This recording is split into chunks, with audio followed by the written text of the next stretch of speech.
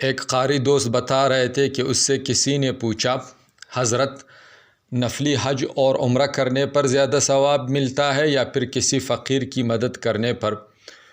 تو میں نے ان سے پوچھا کہ آپ یہ بتائیں کہ برج خلیفہ کی سیر و تفریح کرنا زیادہ ثواب رکھتا ہے یا پھر ناران کاغان کی طرف نکلنے کا؟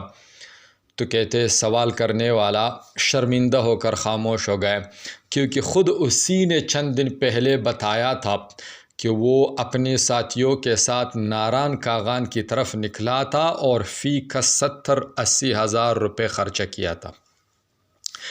یہ جو حج اور عمرہ کا موازنہ کرایا جاتا ہے، فقیر اور محتاج لوگوں کی مدد کے ساتھ، یاد رکھو انہیں کوئی فقیر اور محتاج کی فکر نہیں ہوتی، انہیں اصل درد حج اور عمرے کا ہوتا ہے۔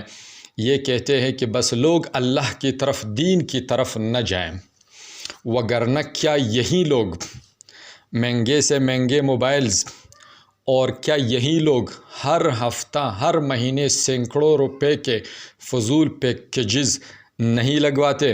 اور کیا یہی لوگ اپنے دوستوں کے ساتھ مل کر فضول پارٹیوں پر پیسے نہیں اڑاتے؟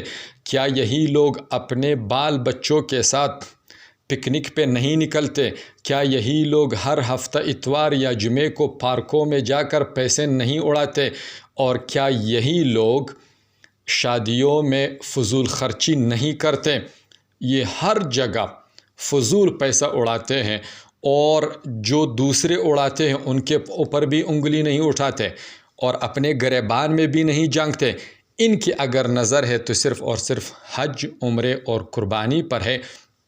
کبھی انہوں نے کسی فقیر کی دستگیری نہیں کی، کبھی انہوں نے اپنی فضول خرچیوں سے کچھ بچا کر فقیر کی کبھی بھی مدد نہیں کی۔